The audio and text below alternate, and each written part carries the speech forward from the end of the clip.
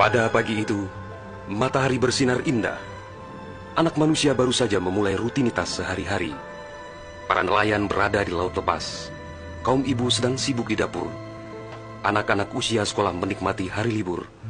Sebagian pemuda sedang berolahraga. Sebagian lagi bersiap-siap menuju pantai untuk rekreasi. Para buruh bangunan sedang bekerja. Suasana pasar hiruk-pikuk dengan berbagai transaksi. Burung-burung baru saja meninggalkan sarang. Tiba-tiba pukul 7:58 waktu Indonesia Barat, hari Ahad, 26 Desember 2004, bumi Serambi Mekah berguncang dahsyat. Guncangan gempa pada 8,9 skala Richter itu berlangsung puluhan menit tanpa henti. Bumi bergerak ke bawah dan ke atas, ke kiri dan ke kanan, berayun-ayun terus-menerus. Orang-orang berlari keluar rumah, berkumpul di jalan-jalan dan lapangan terbuka. Mereka seperti berada dalam tampi. Kepala terasa pusing, sehingga banyak yang terjerembab ke bumi. Suara azan Allahu Akbar berkumandang dari menara-menara masjid dan menasa. Suara zikir pun membahana di mana-mana. Jutaan mulut manusia melafazkan asma Allah dan Rasulullah secara terus-menerus. La ilaha illallah, Muhammadar Rasulullah.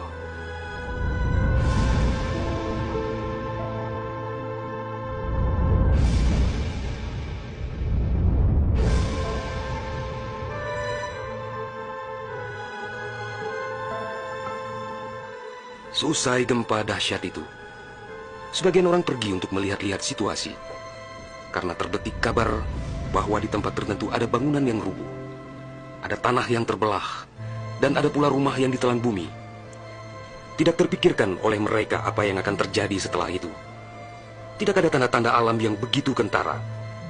Tidak ada yang mampu menafsirkan dan menduga sebentar lagi akan terjadi bencana maha dahsyat yang meluluh lantakkan permukiman penduduk sepanjang pesisir Aceh. Tidak ada pula yang mampu menerjemahkan berbagai firasat atas pusaran nasib yang bakal menimpa tanah rencong. Juga hampir tidak ada yang memahami tanda alam, manakala air laut surut beberapa ratus meter. Orang-orang di pesisir pantai tampak asyik mengumpulkan ikan yang menggelpar-gelpar. Bahkan air sungai pun mengering, namun tidak ada yang dapat membaca tanda-tanda itu. Mereka seakan melupakan gempa yang baru berlalu.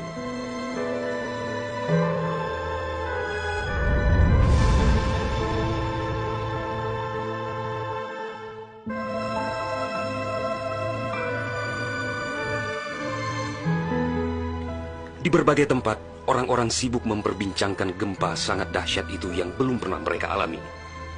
Namun tak lama kemudian orang-orang mendengar bunyi dentuman sangat keras, disusul suara gemuruh dari arah laut. Bunyi dentuman itu terdengar sepanjang pesisir Aceh Besar, Banda Aceh, Aceh Jaya, Aceh Barat, dan Nagan Raya. Orang-orang mengira itu adalah bunyi bom.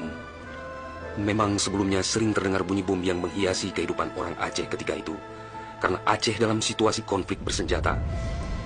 Orang-orang pun bertanya dalam hati, mengapa masih ada pihak yang tega berperang dalam suasana yang begitu menakutkan?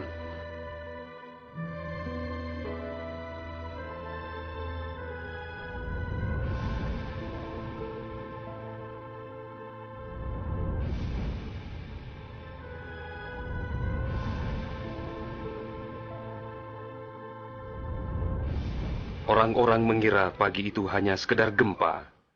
Mereka sama sekali tidak menduga bahwa bunyi dentuman keras tersebut adalah akibat patahan lempengan bumi yang berpusat di Samudra Indonesia, sekitar 149 km sebelah selatan Calang Aceh Jaya.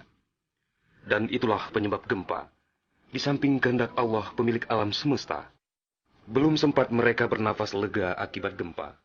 Dalam suasana gebalau dan kucar-kacir itu, tiba-tiba daratan diterjang air laut.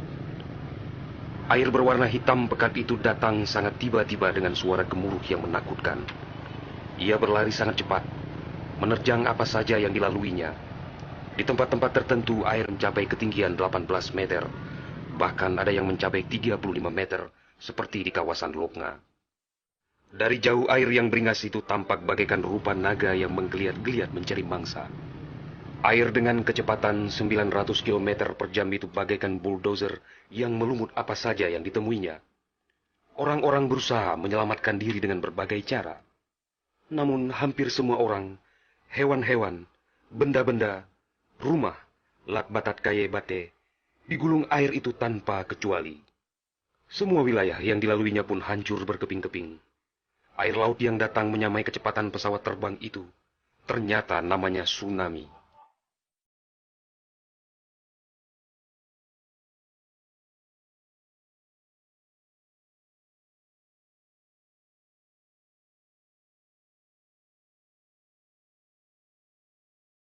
Kekuatannya memang luar biasa. Kapal apung PLN yang diparkir di perairan Ulelu, Banda Aceh, digelandang tsunami sampai 3 kilometer ke darat. Kapal itu sekarang menjadi objek wisata tsunami. Demikian juga kapal angkut Sendalas milik PT SAI diseretnya ke atas badan jalan negara Banda Aceh melabuh di Lokna. Kapal-kapal nelayan ukuran besar yang diparkir pelabuhan ikan di Lampulo, Banda Aceh, banyak yang terdampar ke pusat kota. Termasuk mesin cetak harian Serambi Indonesia dikerungcut di bawah tsunami sejauh 1 kilometer. Kendaraan roda 4 hancur tak berwujud. Rumah dan toko-toko serta bangunan lain yang kokoh pun hancur lebur rata dengan tanah. Semuanya di luar dugaan manusia, seakan sebuah mimpi buruk yang sangat langka.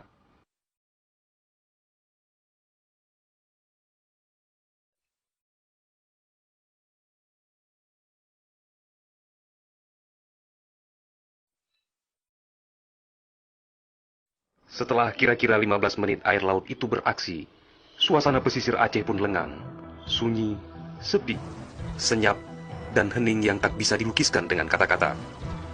Sebagian besar permukiman penduduk rata dengan tanah, seakan instrumentalia kehidupan telah berakhir sampai.